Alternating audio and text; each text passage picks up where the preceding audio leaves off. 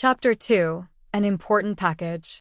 A few minutes after he had been told that surprising fact, Ananin took Sena to see the bridge. As he walked, the strange, beautiful woman followed along, petting his head. He had hardly been overcome with this much surprise since was revived from the brink of death, but he was still suspicious. Wow, space. There are so many possibilities, he thought to himself. Despite waking up with a foggy mind, Sena had quickly become alert. Thanks to his bad luck, he rebounded from the shock of the situation. He had gone to bed and actually woke up on spaceship. He wasn't dreaming. As one would normally suspect, he thought that this situation reeked of artificiality. Perhaps this spaceship was a set and they were using special effects. Maybe the outer space he saw was just a CGI projection on a screen. After all, this is an advertisement for a movie or theme park attraction. Sena convinced himself. That was the most obvious explanation. It sure is an elaborate advertisement. They even got my family involved. They should have used a little bit more of the money for the actual movie instead, he said, remembering the retro images on the pamphlet. Maybe it was intended. Even so, he wasn't sure why everyone was so committed to this ad campaign. They weren't fooling anybody. He had been awake for 12 minutes, and something unlucky hadn't happened to him yet. Even so, he didn't have to get himself further into this situation. I'd rather be here than be dreaming that awful dream again, Sena thought to himself as he changed his doubt into conviction and followed Ananin. Even though he was being shown to the bridge, he didn't believe him. I don't know what you mean. You must be confused. What you're saying is incorrect. Ananin scratched his head at Sena's delusion. It seems fake. Your acting is cheesy, and you're speaking the same language as me. Even I know there's virtually no possibility that aliens would look like humans, and it's even less likely that a society more evolved than us would want to meet us. You can understand me because we injected you with various nanomachines while you slept. As for our appearance, it's something the great prehistoric civilization chose as a part of their galactic seeding plan. About 60% of galactic civilizations are humanoids. Besides that, encountering people from developing civilizations like yours happens every now and then. Ananin-chan. It looks like Sena-chan isn't properly comprehending you, Mitoto, the mysterious woman said as she pointed at Sena.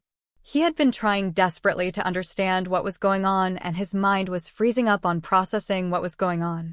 I'm stumped, said Ananin. I've asked Mihoshi-chan about this before, and she says that usually the easiest way to get members of the Masaki family to understand is by cutting off the artificial gravity. Mitoto-sama. That may be very effective, but we're in the middle of an expedition. That's dangerous. It's only for a little while, we'll be fine. But the woman named Mitoto's words were gentle and not at all coercive, but Ananin acted like they were. I wonder what kind of relationship these two have. Sena thought seeing them play their roles in the movie must be interesting to see, although now wasn't the time to think of such things. He had to think about solving the problem at hand first. It's inevitable, isn't it? Well, if it gets Sena to believe it faster, then I guess it's okay. Alan, please do it. Roger that, called out Alan, a member of the crew, as he nimbly operated a nearby panel. Uea? The moment after that, Sena began to lose his balance and fell over. His body shook up and down. He felt like he was being scooped up off his feet. It was one of Sena's special abilities to trip and fall down on nothing. Was that happening again? But he noticed that he didn't immediately hit the ground. Surprisingly, his body floated in the air lightly. Wow, OOH. Sena began to float weightlessly as he babbled gibberish. He soon grounded himself emotionally, although literally he couldn't sense his feet on the ground. No matter how much he adjusted his stance, he still couldn't seem to find which way was up. There was normally no up or down in space. Being scooped off the ground intuitively removed any preconception he had about this situation. This was really happening. It was like being underwater, and it was entirely different from an amusement park ride. The pure weightlessness right in front of him astonished Sena. Ananin passed by him looking completely unfazed. Do you understand now? This is what they call zero gravity. Zero gravity. He had heard about it 1,000 times, but what he had heard didn't come close to the feeling of actually experiencing it. It was 100 times better than how it was described. To Sena, this seemed completely real and not artificial at all. It was too realistic. The sensation was overwhelming. He began to panic and checked his body. There were no gimmicks attached to him, no piano wire, nothing. It wasn't outside the possibility of reality that he could simply be free falling, which resembled zero gravity. But he couldn't feel any sort of gravity or artificial movement, and the state of free fall would normally end very quickly. This had gone on way too long for him to be free falling on Earth. He considered that it could have been some sort of drug-induced hallucination or some type of hypnotism. It was impossible to tell at the moment. Nevertheless, is this the real deal? He wondered. He was suspicious due to his bad luck, but his curiosity soon surpassed his suspicion. Well, he didn't know what to do or how to feel about the possibility of it being fake. They may have been deceiving him. However, more than anything, Sena desired it to be real as much as he was curious about it. At any rate, that's just how he was. He had to keep suspicious to keep from being fooled and getting hurt emotionally. This situation was positively confusing. In this moment, Sena faintly bore a new desire. To go into space. This setting was perfect for him. He looked at his surroundings while he floated. Sena wanted more than just to float. Mitoto, Ananin, and anything which not attached to the bridge were floating. The crew fastened in their seats by seat belts, the ones that weren't flailed about like a kid batting a ball on a string. It looked ridiculous. It amused Sena. He was no longer in denial. Then that means. I'm in outer space. He murmured to himself, trying to process the words coming out of his mouth. I'm in outer space now. Space. Space. The cosmos. I wasn't sure before, but I'm actually in space. Anime and manga and sci-fi novels all talked about outer space. But he was there. All around him was the endless universe. There Sena stood, in space, floating. Space travel by humans wasn't completely impossible. Many companies were working on making private space travel an everyday occurrence. But they were far from reaching that goal. He expected to be an old man before that happened, and he never expected to be able to do it. But here he was in outer space. Kariko was back in town. He took a weird route to see her. He got a flat tire. He met a main. He got a pamphlet. He filled it out. His family forced him to put his handprint on the form. Such a huge string of coincidences. No, it was fate, and now he was here in space, floating. But why and how didn't matter now to Sena. His high from realizing he was in space wore off. He thought the whole situation over. Ananin said that GP stood for Galaxy Police. He hadn't really cared about the subject matter of the pamphlet when he signed it. If it was a real organization, then its PR department put out some very awkward advertising. But it was better not to question such things. Recruiting young people? For the sake of the galaxy. What an unusual phrase to use. Sena remembered absent-mindedly looking at the cover and seeing muscular GP officers in tight-fitting silver bodysuits silently firing ray guns at slimy, squirmy octopus-like sci-fi aliens. He felt whoever was in charge of making it should have been fired for having bad taste. He put finding out whose bad aesthetic that was out of his mind. He considered that going into outer space was good luck for him, but with his bad luck, joining the GP might be dangerous. Unlucky Sena didn't want to get his hopes up about the future. With his luck, he would be knocked unconscious and jettisoned out an airlock. It was enough to make his head spin. He was getting dizzy. Huh? What's wrong? Something. I feel sick. That's a zero-gravity sickness. Alan turned back on the gravity control. It seemed his dizziness wasn't just in his head. Sena grabbed onto a nearby seat and prepared himself for a gentle landing. It's back online, said the crew member. Zuin. The artificial gravity returned. Sena's foot was caught on the back of the seat at the moment when gravity him pulled back to the floor. Aya. Still on. Doish. He heard 3 noises go off at once. The sound of Mitoto landing, the sound of Ananin landing, and the sound of Sena loudly falling on the seat he tried to reserve. Ow, ouch. Sena-chan, are you all right? Mitoto rushed over with a worried look on her face. Sorry about that. I'm all right. Oh, good. You should try to land on something small next time. Really? I'm sorry. Sena put his hand on a nearby panel to use it as leverage as he stood up. Mitoto helped him up and began to rub his hair again. His body felt awful heavy. Though he had only been weightless for a little while, 1G of force on his body, which had just finished getting accustomed to zero gravity, was more than he expected. Sena, are you hurt?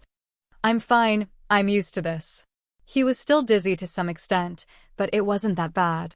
Sena watched Ananin slowly get up. It was funny to him that the person who moments ago he had assumed was an actor was actually a competent officer of the Galaxy Police. Well, he wasn't really sure if competent was the right word. Do you want to go back to your quarters and take a nap? We have about 2 jumps left before we get to the academy. Academy? What's that? Sena asked. He heard his mom mention it earlier, but he wasn't absolutely sure what she had meant. Oh, I'm sorry. Did someone forget to explain it to you? That's what we call the Galaxy Academy. It's both an academy and the largest accumulation of collected academic research in the galaxy, and some call it the brain of the Galaxy Union. Sena-kun, our organization's institution, the GP, directly controls the GP Academy and uses it to train new members. Sena now understood. He wondered what kind of training the Galaxy Police had to do. Even police have to be trained, Ananin said to Sena. It was just like in the movies, but this was reality. It looked like he had to go to some sort of high school. It seemed like there was no way around that. But Sena was more excited by something else Ananin said. By the way, does a jump possibly look like a warp? Sena asked excitedly. Warping through outer space? Warping must be necessary if they're traveling to different star systems. Even people uninterested in sci-fi know that was simply basic technology in science fiction. Everyone always gets from place to place by traveling at warp speeds. But it was said that that was currently impossible. Sena thought that was amazing. He was so excited to be in space. It was a lot to digest. It was like he was at a buffet and he was leaving the leftovers. He had met Ananin and Mitoto and they were both aliens. He was on an amazing spaceship and that was just a side dish. Warping was the main course. He didn't care what they called it, it was warping. I'm so excited. I never even thought this was possible. This feeling was better than going to a carnival. I wouldn't say they were the same, but they're definitely comparable. Yahoo! Sena's breathing became heavy. Not only was he in space, but he was also going to warp. All his resentment towards his family disappeared and was replaced with gratitude. So, when do we warp? Oops, I mean jump. Well, it's a long-distance jump and this area of space isn't stable enough for that, so we have to get somewhere that is. It will take a little while. Ananin answered. In the meantime, you should go to your quarters and rest. I'll get you when we're ready to jump. All right. He wanted to brag about warping to Kai. Sena skipped through the entrance hatch and down passage to his quarters. Well then, see you later. The hatch shut with Sena in the middle of it. He looked at Ananin for help. Don't worry, just be more careful. Sena was so focused on warping that had forgotten all about his bad luck while Mitoto led him down the hall. His pinched face was throbbing. Sena-chan, are you okay? Oh, yeah, by the way, Mitoto-san, are you by any chance the one in charge of the GP?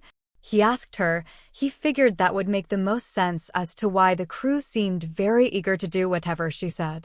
Mitoto looked more like a maid with her mop and apron on than she did a leader, and with her leisurely attitude, she didn't seem like much of a Galaxy Police officer either. Who, me? I'm just here to clean. Oh, what is there to clean? He didn't quite understand, but he guessed every ship did need to be cleaned. There were people living there after all, and some things don't change just because you're not on Earth, but it was strange. A mop seems very primitive. Doesn't the ship have some sort of cleaning robot? This is more fun. Mitoto said, smiling. I see, yes, well about that, Mitoto. Ananin said, rushing up from the rear to reach Mitoto. Cleaning is good, yay cleaning. He took the mop from Mitoto, and she turned pale. What's wrong? Please, don't clean anything until we arrive at the academy. Ananin said. Why? Ananin began to scold Mitoto like a child. Because there are people there in charge of cleaning this ship properly, and if you clean it now, you will take their job away from them. Oh, I had no idea. I'm sorry. It seemed there were reasons not to clean frequently. Sena understood why society was so insistent about cleanliness. But it seemed there were exceptions. His bad luck had brought those around him many experiences beyond comprehension. Unable to clean, Mitoto walked sadly. Sometimes she stopped to look at something, and you could see her mouth quiver as she used every bit of self-control to keep from cleaning. What's wrong? Are you feeling okay? Sena asked.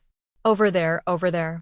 She pointed sadly to a corner that was stained slightly. Now that she mentioned it, Sena noticed how dirty this place was. Mitoto-san sure loves cleanliness, doesn't she? Corridor 3 is so dirty. Huh. It seemed like Mitoto loved cleaning, but her love was selfishly intentioned. It seemed like she did it not to be philanthropic, but out of principle. It seemed like she was that kind of person. Sena felt sorry for the dirt. That corridor, that door, that handle.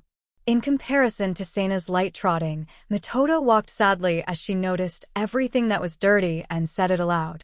To go into outer space, to join the Galaxy Police, to experience warping. Sena had been a sci-fi fan since he was a little boy, so naturally, he was excited. However, as his excitement for being in space settled, he remembered an important thing. I won't be able to see Kuriko-san anymore. He realized his problem from yesterday hadn't been resolved. No, now I'll never be able to. Since he was in space now, he had no idea when he would see her again. If that's the case, I'll never clear up that awkward situation.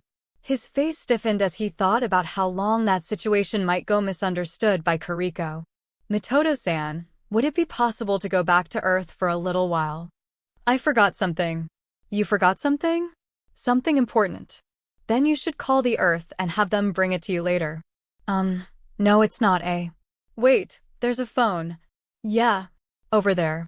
Mitoto looked at and pointed to something nearby. Look, it's a rotary phone. There was an old black rotary telephone right in front of Sena. He had been so busy worrying about Kuriko that he hadn't even noticed that he had walked into a Japanese-style room. This wasn't what I expected. Where did they find an old phone like this? Doubts floated in his mind. Is this it? Well, let's see. First you should pick up the receiver. That was obvious. Sena didn't want to hear instructions on how to use a phone.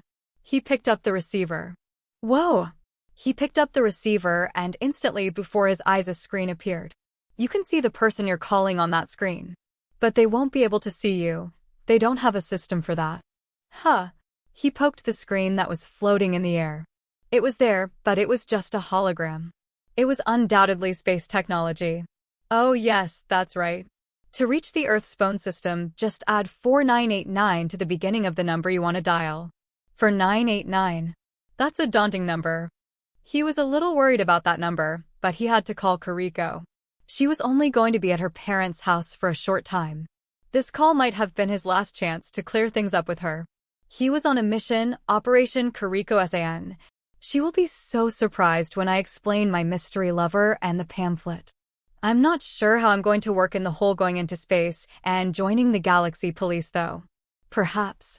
Wow, Sena-chan, you really became a GP officer. Yes, Kuriko-san, I did. I protect galactic peace and Kuriko-san. How promising. I love you, Sena-chan. Oh, Kuriko-san.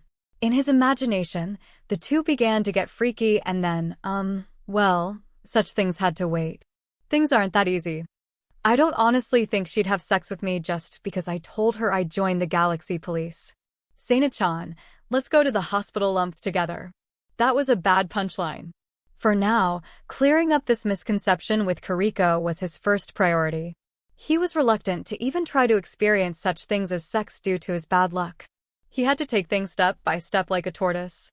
Sena thanked Mitoto for her lesson on using the phone. She left him alone.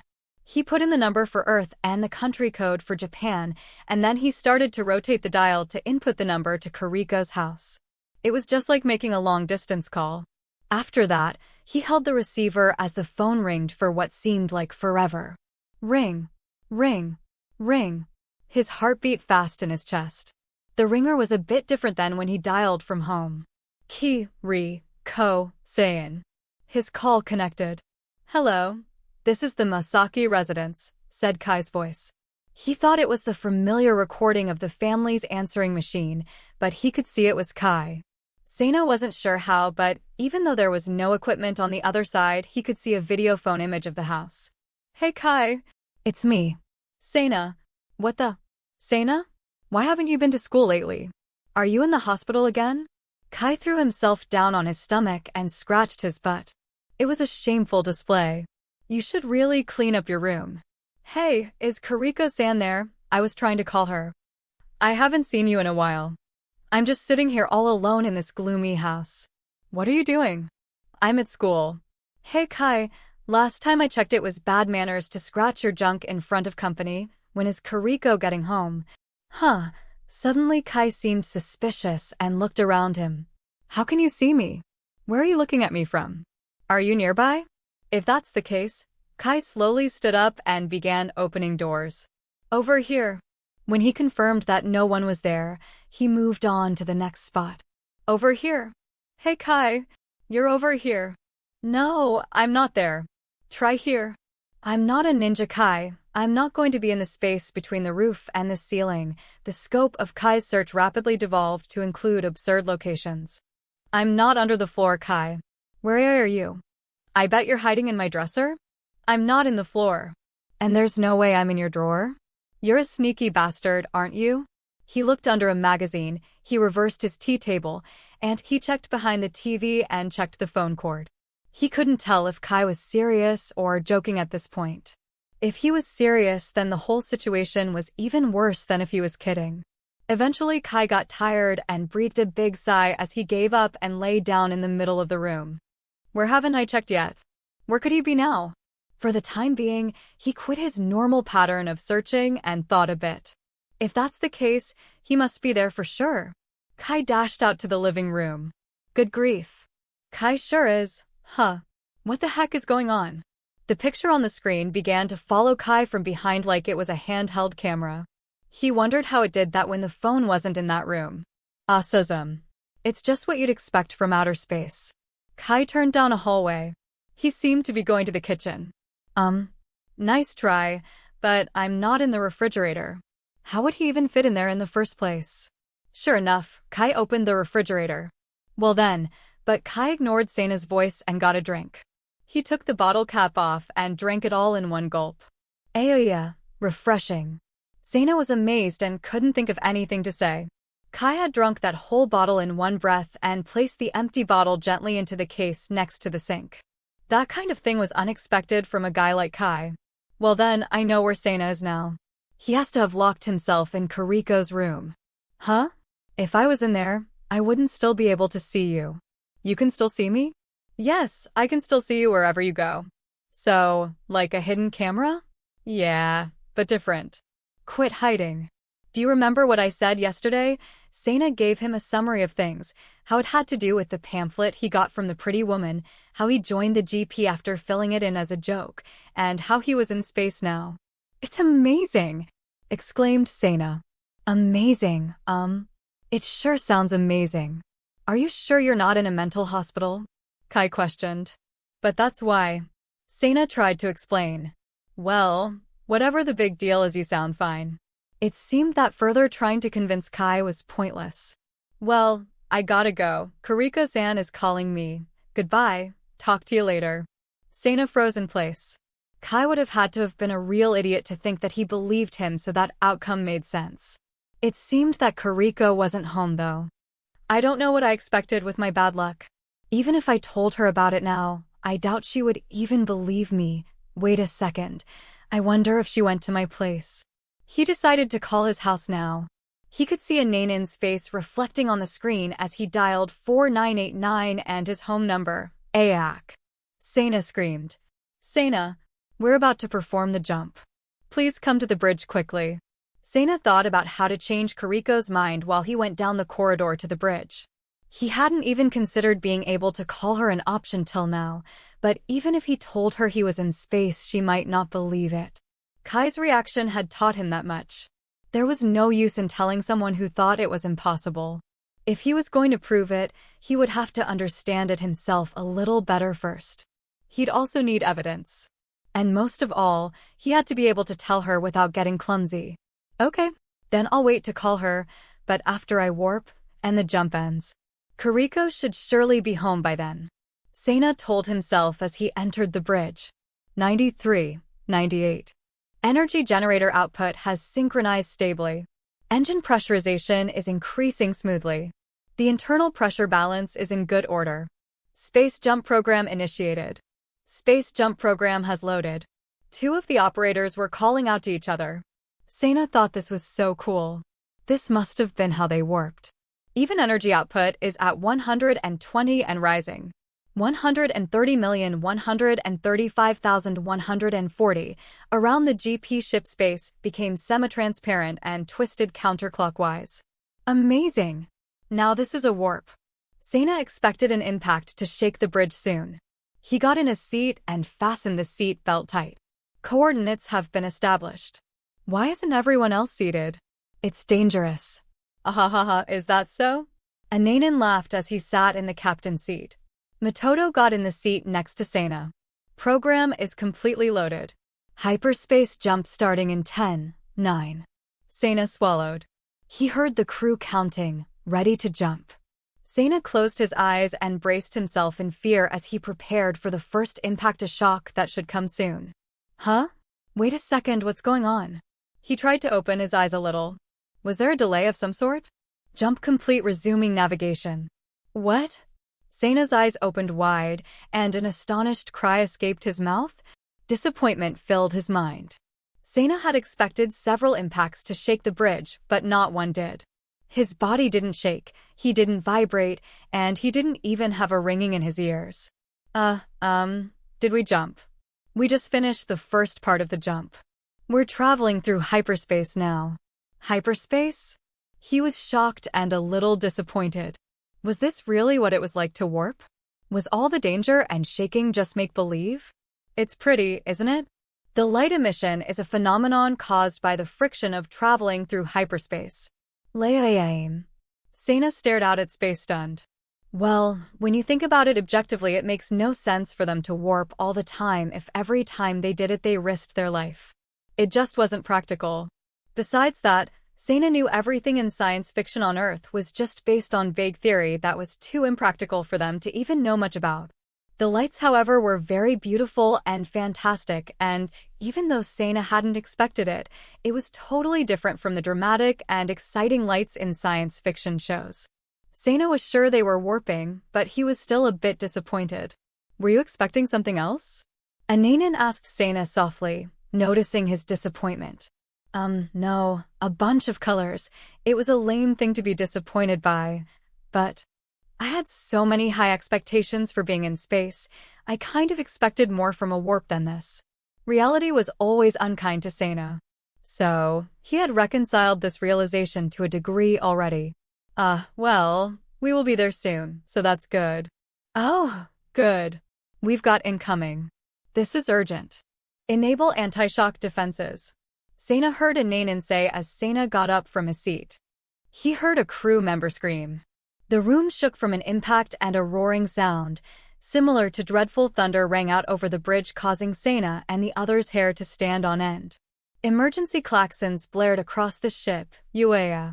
Plasma-colored hyperspace pure white for an instant, like a terrible flash bulb, and Sena flew over his chair and was thrown to the back of the bridge.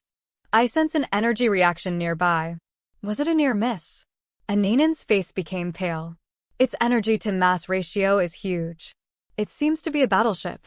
Hyperspace navigation can't be maintained. We have to return to normal space. Soon, the GP ship's elegant white hull was left with countless substantially large baked-on black marks. It's all right. Don't worry. This kind of thing is pretty common, Matoto said, kindly as she petted Sena's anxious head. Ms. Matoto, there is also a 1 in 100 billion probability of such a near miss. Then you hit the jackpot. Ananan lost any urge to talk to Matoto and turned to issue a directive for the crew. What is the status of the hull damage? There is slight damage to our engines, but we can repair it in a couple of hours. Our current coordinates put us just north of 6,589 by 2483. Is this a particularly pirate-prone area? We're lucky that the hull took such little damage. Ananin sat down at the captain's seat. He was clearly at his wit's end. Pirates. Sena knew what a pirate was but never thought they would be a thing in space.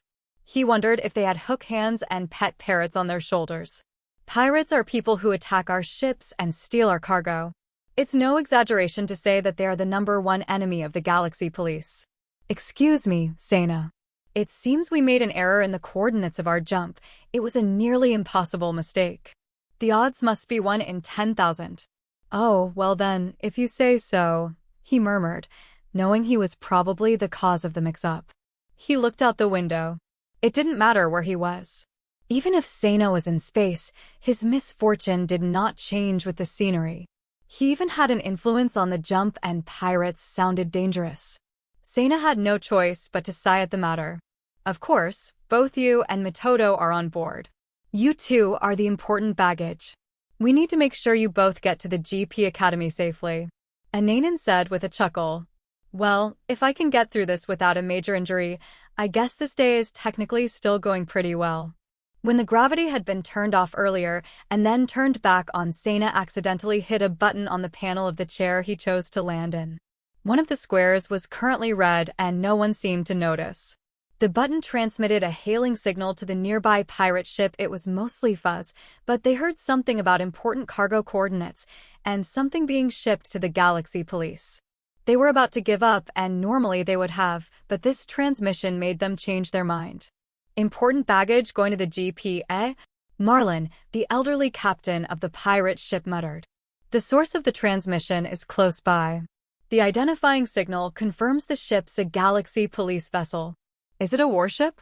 No, sir. It seems to just be a transport vessel. Is it a trap? We're in a safe zone. We have nothing to worry about. In other words, even if it was a trap, they could get away from it. Then let's take a chance. Marlin laughed. It seemed foolish for a GP ship to come into a pirate-occupied area of space, especially one loaded with important baggage. It seems fortune is finally smiling upon us. Full speed ahead. Target that stupid GP ship at once. Do whatever it takes to get them. Another captain on another ship cried out. They also intercepted the same transmission as Marlin. We must have it. Capture that stupid ship, said another captain on another ship, and again another. And another, as could be expected in an area overrun by pirates. Pirates began to move towards the ship like sharks smelling blood, and soon they surrounded Sena from every direction all at once. Ananin looked back at Sena. Sena-kun, I'm sorry, but it seems this might take a while. Please return to your room and rest a while. Yes. It was his chance to try and call Kiriko. Sena made a mad dash down the hallway away from the bridge. As soon as he was in his Japanese-style room, he picked up the receiver and dialed 4989, followed by Kiriko's number. Hello, this is the Masaki residence. Kai had picked up the call. Kai. What, are you surprised? I wasn't trying to reach you, Kai. Is Kiriko back yet? My older sister? Well, she was home for a while, but when I mentioned you, she got all red in the face and ran out. To my house. Yeah. When I told her you took the day off from school, she panicked and rushed over to your house. That was about 20 minutes ago. He slammed down the receiver. Sena was in a hurry to talk to Kiriko, and so he hung up on Kai and started putting in the number for his home. Hurry up.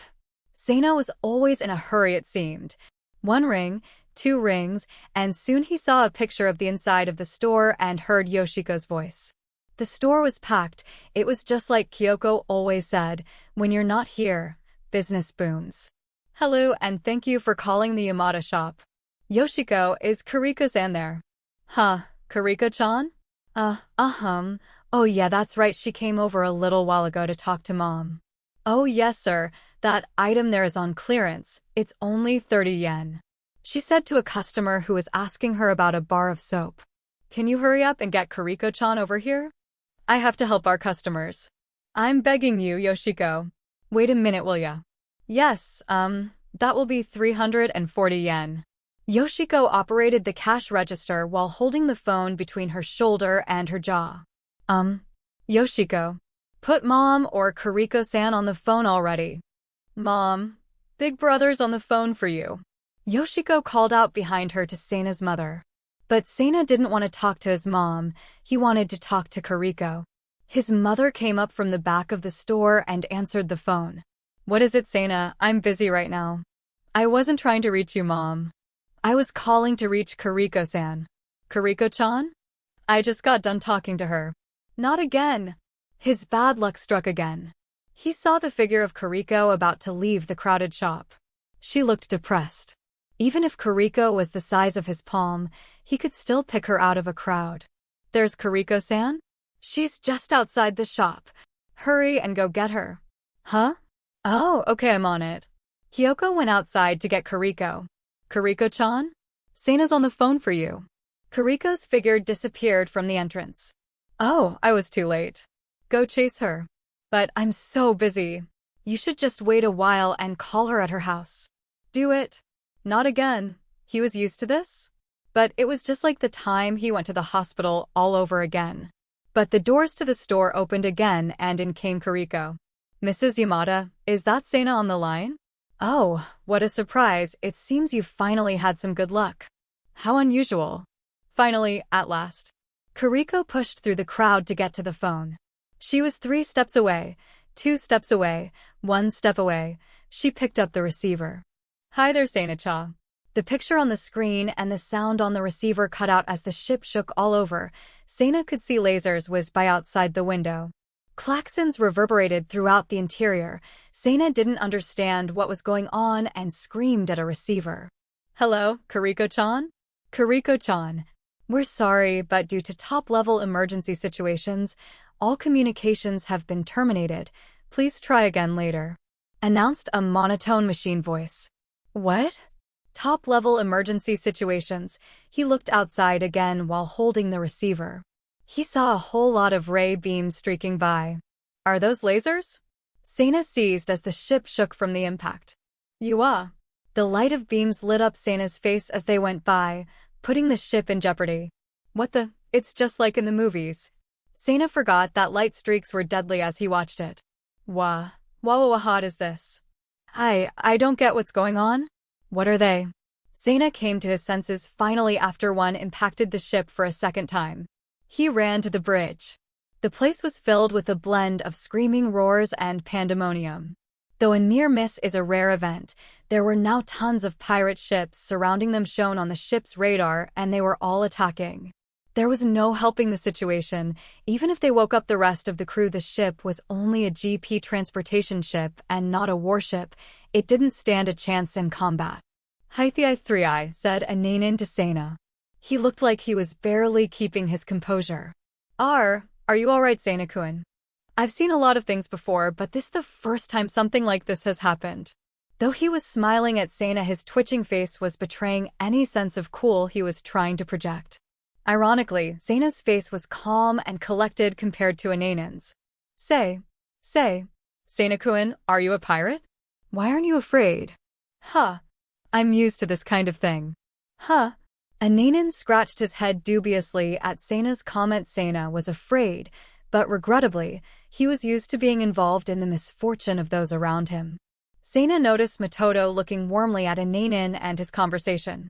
Her warm, radiant smile made his fear melt away. Well then, what should we do? We have to do something. Oh, yes, that's right, isn't it? Finally, Seina's calm words seemed to have begun to break Ananin away from his state of panic. It seemed that Captain Ananin's calmness made the crew also become calm, and soon they reported on the current condition of the ship. The ship has taken little damage so far.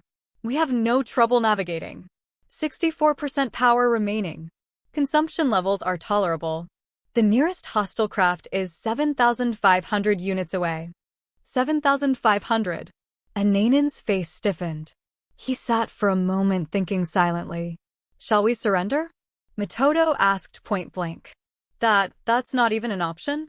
We would be in serious trouble if they find you. You're a member of the Kuramitsu family. Seina didn't know until later, but the Kuramitsu family was an incredibly wealthy and powerful noble family. So naturally, if they captured them, the ransom money could reach astronomical figures. If a pirate knew Mitoto was on board, they would desperately pursue them. But even though he didn't know that at the time, it was still applicable to Mitoto all the same. The nearest enemy warship is 6,800 units away and closing. We're currently within range to fall into a tractor net. Send all energy to the engine immediately. Mitoto began to give instructions in her soft and comforting voice. But we're under attack. Even if we fought them, isn't it impossible for us to win with this ship? That's Ri. It seemed that Mitoto had persuaded Ananin. Okay, then let's run away. Why yes. Ananin couldn't help but follow her orders. Even if one didn't know her status, they could easily see that Mitoto was able to see the situation clearly. Prepare for impact with an energy net and strengthen the shield at the bow of the ship. Our shield levels are maximized. Huh. Like I'd submit to the warning shots of a space pirate. Ananin muttered, not yet understanding her angle. There's no helping it. This is the situation we're in. The Galaxy Police exists specifically to eliminate this situation, said Ananin. But we have no choice but to run away now, said Mitoto point blank, bringing Ananin back to cruel reality. Meanwhile, on the bridge of the other ship led by Marlin. The conversations on the bridge of Seina's ship was still being relayed while pirates busily operated control panels. The 303rd or 448th lead line has been cut off. Energy to the engines has been... What's this, Captain? The outside communication line is on. What the... Oh, then so they've heard everything we've said. That's not good. I hope didn't I say anything strange? Hey, they're Mr. Pirate. Well then, we're signing off. The transmission finally stopped. They seemed to have noticed finally. I thought they were dumber than that. An operator in the back reported to Marlin. The labor shortage is a serious problem everywhere. Prepare the energy net. But don't throw the usual one, just throw one that will slow them down. It's being rewritten. We have it programmed for capturing, wounding, and destroying all ships currently. Good. We would get our asses handed to us if we injured Mitoto. It's reprogrammed. Deploying energy nets. A member of the crew pressed a red launch button. Back on the GP ship. Energy reaction up ahead. A network of several crossing red lights floated forward in outer space. It was like a huge net. It's an energy net. Evade quickly. Seina stared at the monitor displaying the current situation. A 3D model of a GP ship was floating in the center of the screen. It dodged a representation of the energy. Evasion successful. All right. But Ananin's face froze suddenly. Surprisingly, a net different from the one they avoided appeared around the ship. What the hell? I'm picking up an energy reaction coming from the rear of the enemy ship. Second level response is at 3. It's coming right for us. Prepare for impact. It's going to hit us in 4, 3, 2, 1. Here it comes. Zua's Huvavum. The ship shook a whole lot. Uaea. Seina's face twitched as the impact nearly shook everyone out of their seats. Impact confirmed. There are 3 on the bottom of the ship. Seina saw the missiles lodged in the ship bottom reflected on the monitor. What is this? Ugh, it's rats. Ananin belted out in annoyance. Half-spherical robots called rats came flooding into the ship from the open tip of the missiles that had struck them. They're invading the inside of our ship. Sensors say there's 6,000 of them. No wait, 10,000. Activate the traps? The crew manipulated the panels in a hurry. Seina watched as the image of countless rats followed each other down the ship's corridors was projected on the screen. Individually, they would be considered cute, but in large groups they were very ominous looking. Soon, innumerable cube blocks also protruded from the walls, ceilings, and the floors in front of the invaders' pathline. They emitted noises like the cry of cat. So, it's a game of cat and mouse then. Seina stared at the screen in utter amazement as the rats hit the blocks and were taken inside the cubes and dragged into the walls. It was destroying a whole bunch of them. But it couldn't keep up with the speed of all the rats. The rats have broken through Shield 5. They're fast. Are they a new model? All rats captured by Shield 2 have been eliminated. Several rats have gotten through Shield 3. They're headed towards the bridge. Shield 7 activated. We're attempting to round up the ones that got past Shields 3 and 5. We'll be alright, even if they are new, Ananan said, trying to convince himself. He looked a little bit blue in the face. Contrary to what he said, the number of rats breaking through the shields seemed to gradually be increasing. Do you have version 9.42 of the prediction program? Asked Matoto, who had remained silent until then. 9.42? That's over 3 versions old. Why that one? That version uses a lot less processing power, it's quicker. At the request of Matoto, Ananan changed the version of the program. Wow! This is fast. All rats behind Shield 6 have been captured. It seems she's right. This version focuses more on processing than on looks. All rats behind Shield 1 have been captured. Someone in the crew announced. The rest of the crew seemed to regain their hope, but Sena was feeling a bit estranged. I'm kind of useless. It was a light complaint, but it annoyed him slightly. Sena felt like a good-for-nothing who was only good for bringing misfortune to those around him. Meanwhile, on Marlin's ship, a crew member was reporting the rate of rat elimination to Marlin. Elimination rate is at 65%, 77%, 82%, 90%. Soon there won't be any more left. That control is impossible unless they're using an old version. Make them concentrate on a stoke hold. Let's stop them from moving. Understood. Immediately, a crew member sent remote instructions to the rats that remained. The remaining rats received the order and fused themselves to the wall of the passage. Back on the GP ship, the blocks moved at high speed and caught a bunch of the rats, but unfortunately, the containment ability of the block was limited. One group that it failed to catch fused into one large mouse and detonated a huge explosion, destroying a circuit in the wall. Damn it. It's taken out conduction circuits 3 and 5. Have they been eliminated yet? Just a little bit more.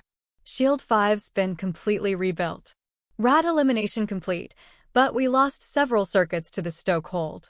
Our engine output is lowering, we're under 100 now. As one calamity passed, another arose. Sena could feel the ship slowing down. He could see a pirate ship behind them on a monitor. It was only a matter of time before they caught up to them. Ananan turned back to look at Matoto to confirm the situation. It's a pretty risky bet, but it will do for now. Sena didn't understand. Soon, Ananan spoke with a determined expression on his face.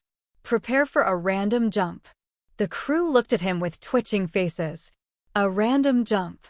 From the tone of their screaming voices, one could tell it was an extreme measure. With this many pirates? No way. Matoto nodded, convincing the crew to obey. It may have been true, but they had no other choice. What's a random jump? Sena asked the ever-still smiling Matoto. Well, you see, to avoid Mr. Pirate, we jump to a bunch of random nonsense coordinates. It's sort of like skipping a stone. We'll just sort of weave in and out of hyperspace until we lose them. I see. I see. He didn't understand the concept very well. But those in the crew that did all seemed very uneasy about it. It seemed dangerous. Random jump program loading. Load complete. Jumping in 10 seconds. The GP ship soon entered a random jump despite Sena's bewilderment. Short distances, middle distances, extreme short distances, and then middle distances. The ship was changing coordinates on its axis one after the other, one after another, in accordance with its random jump program. It was different from the jump they performed a short while ago, and there was considerable shaking on the bridge.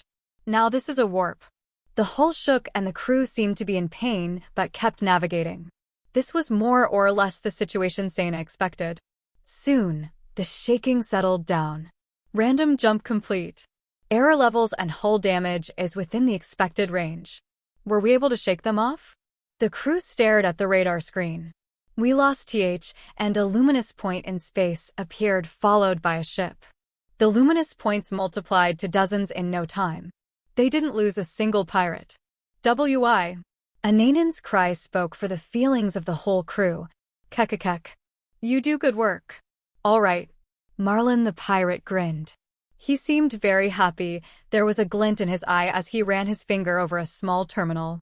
The ship's random jump program has already been fully analyzed. They couldn't escape even if they tried all day, said Tipster, a man who specialized in jump routes. I see. It doesn't matter where they go. Marlin passed a gold coin over to Tipster. I get them every time, that's our deal. Tipster handed Marlin a folded piece of paper. I'm sensing a gravity wave. The ripple patterns match. It's them again. They had just performed another jump only to have the pirate ships find them again. Really? Why is this happening? Maybe they're just analyzing the points where we jump and guessing where we'll jump next. Metodo. Even if they compare and then make a guess, this level of accuracy is impossible. Then clearly they must have analyzed our jump program. But it's the newest version. It just came out a week ago. Cries of the captain and the crew rang out. Since the program had been analyzed, it was now useless to them. Well, in that case, we have no choice but to input coordinates manually. We don't have anyone on board who's specialized in doing that. Metodo tilted her head. Somehow that didn't seem necessary in this situation. Meanwhile, the nearby monitor was showing a pirate ship getting closer to them, and the warning klaxons rang out very loudly all over the bridge. It was clear they were in a big pinch. Ananan babbled out some words that were unexpected in the situation. It looks like we have to ignore qualifications in order to maintain the safety of the crew. It's clear that if we perform a random jump, they will just find us again, and if we fail again, we might not be able to jump again. Oh, then we better pick someone to do it who's good at predicting things. So, Metodo, you're kidding, right? It would be better to ask Sena, don't you think? As Metodo said that, both she and Ananan turned looked at Sena. Sena, will you please enter in coordinates for us? You want me to do it? That's right. You're the only one of us who has no training, so you'll be able to pick coordinates in a way that isn't distinctly habitual of someone in the GP. That may be the case, but couldn't we end up somewhere weird? All the crew looked upon Sena with reliant eyes. Sena, please, you're the only one who can help us? But, please? Really? Are you sure? He had a hunch about how this whole thing would end up, but before he could object, he found himself in a control chair. It had a panel for entering coordinates. The enemy ship is approaching. It's only 250 units away. Please hurry, Sena. Yes. Sena input a random set of numbers and pressed the confirmation key. Soon the ship went into a jump. According to Ananan, this was supposed to get them out of danger. But this was Sena, so. Why? How did? On the bridge of the GP ship, Ananan was muttering with an open-mouthed, stupefied expression.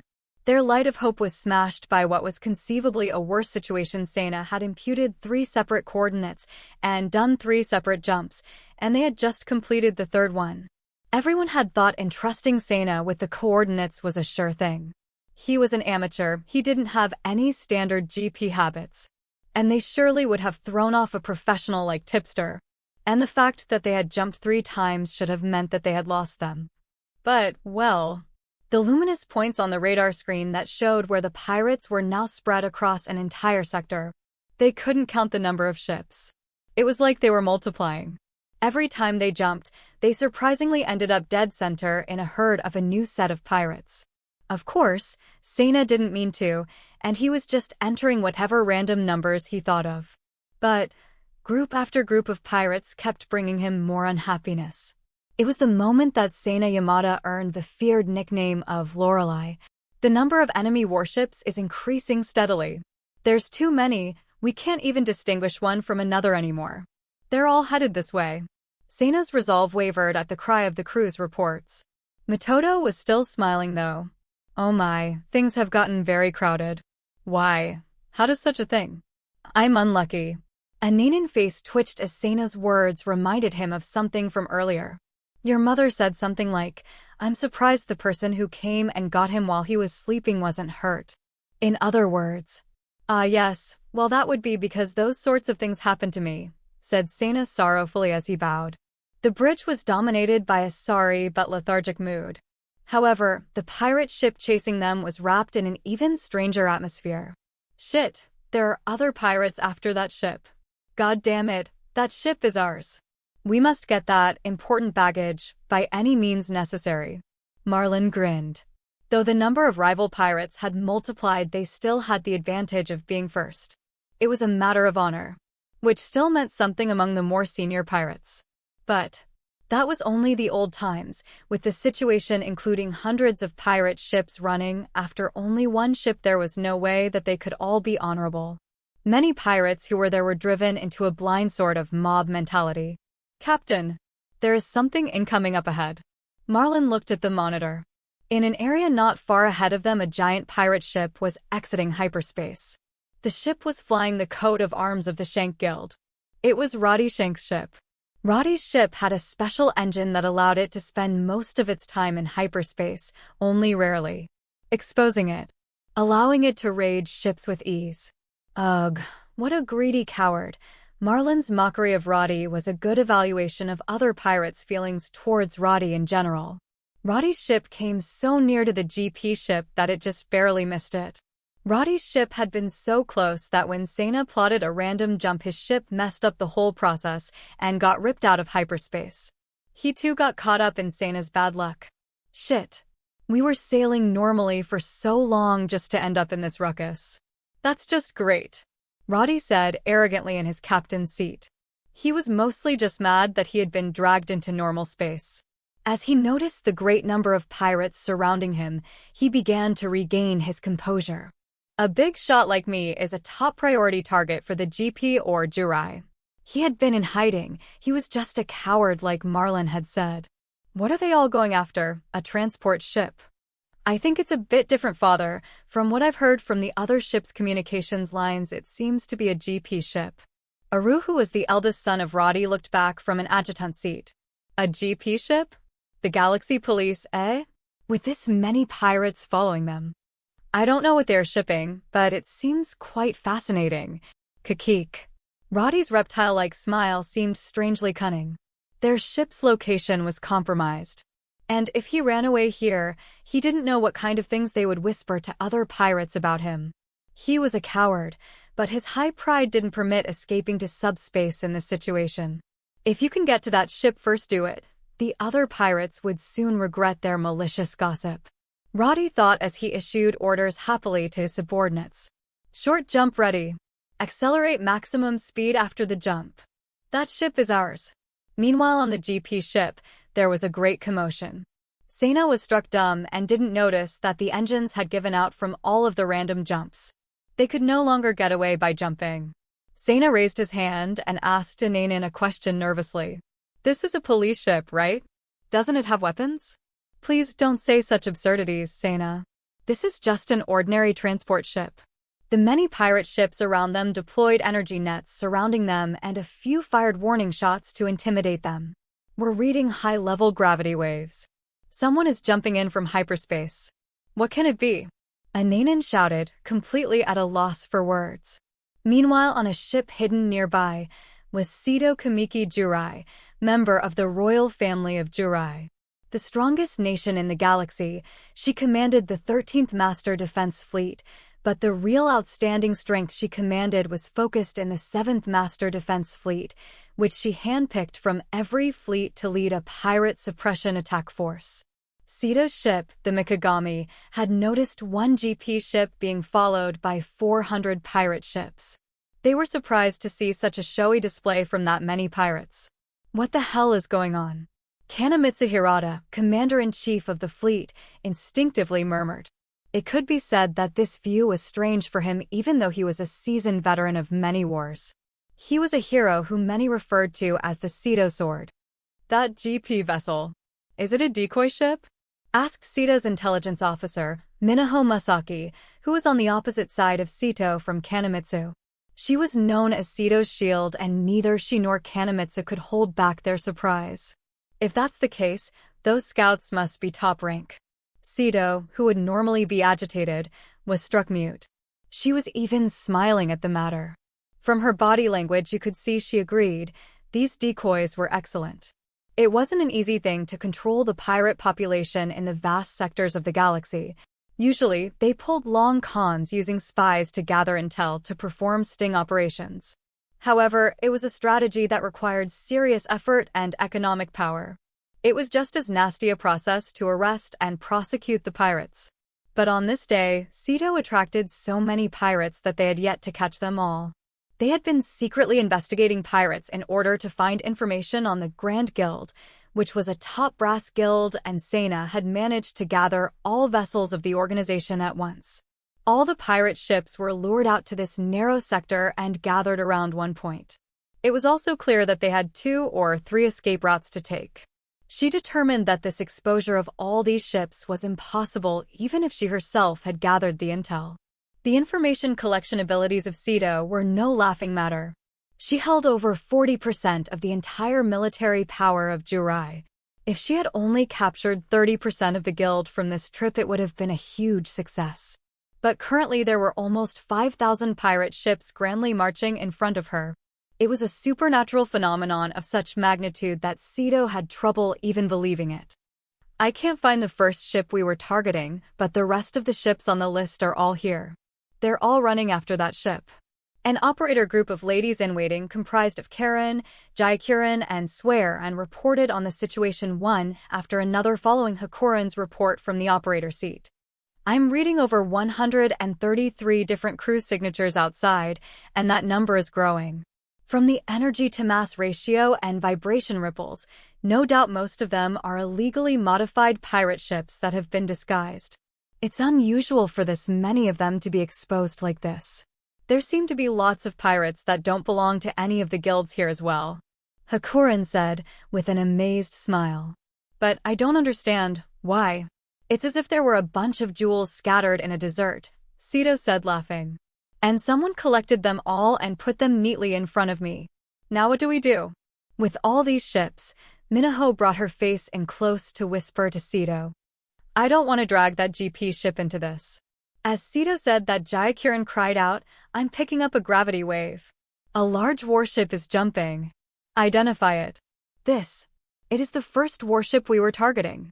It was Roddy Shank's ship, which returned from the short-range jump that it had set to get closer to the GP ship.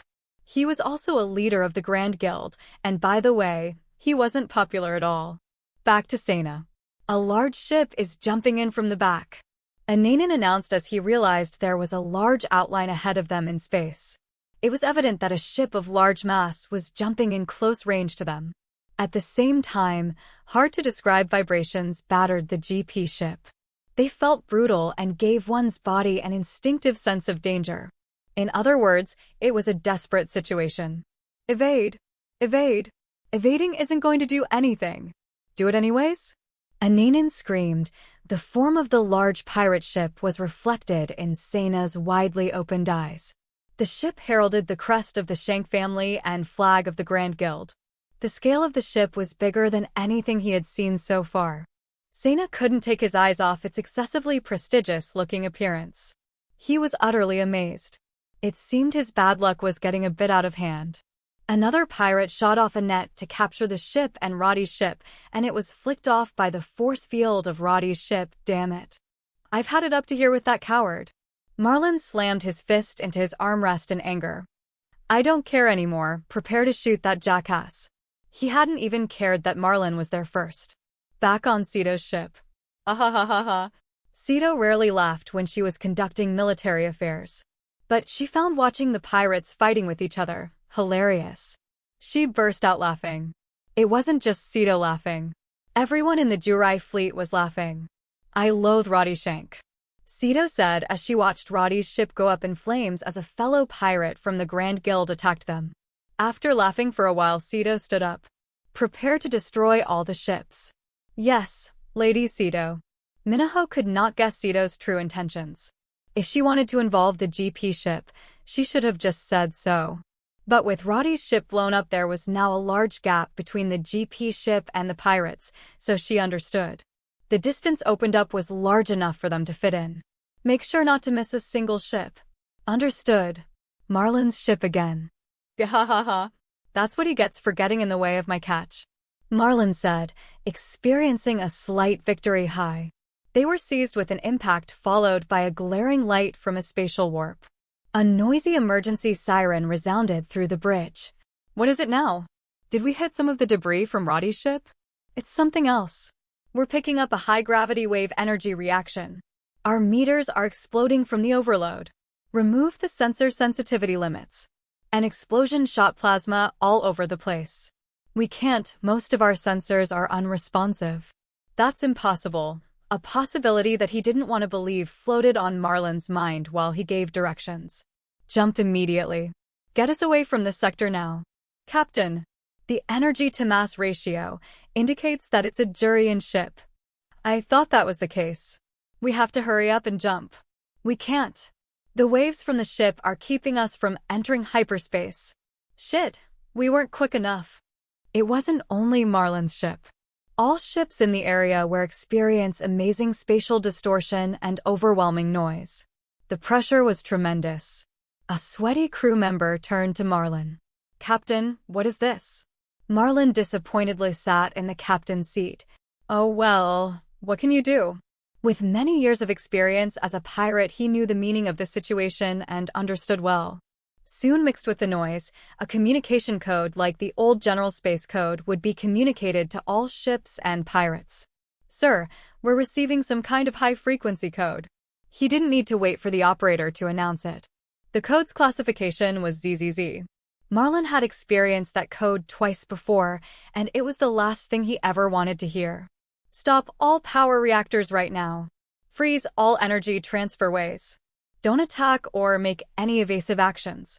But if we do that, we'll lose life support systems. A young operator looked back at Marlin. Shut it down now. Tell all crew members that if they don't feel like dying, they should put on an S-suit right now. Send those orders to all the ships around us and send a message to the Big Daruma. Make it quick. On it. The operator noticed the captain's tense, upset expression and executed his order. It's done. The Daruma has ordered all the surrounding ships to stop. What is this? They looked at Marlin to enlighten them on the answer to this question. The ZZZ is a declaration of destruction reflected in water. A genocide dance of the demon princess of Jurai. ZZZ, a genocide dance. There was nothing pirates feared more. The ZZZ signal was used to declare that any vessel that kept on resisting would be utterly destroyed by the Mikagami. Even independent ships not involved nearby were held hostage by it. The only way to be saved was to indicate the intention of unconditional surrender immediately. All power reactors and energy transfer had to be frozen. And all attack and withdrawal behaviors had to cease immediately. When considering the situation and number of pirate ships crowded in a small sector like this, and the destructive power of the royal ship, it was impossible to run away. Marlin was familiar with the protocol, and so was the other more senior captains. They all complied. Back to Sito's ship. Oh, it seems everyone is being good this time. That's a shame. I kind of like when they don't comply. Sito smiled as she spoke to Kanemitsu. They probably don't want to risk their lives. Well then, is there anything else, Lady Sito?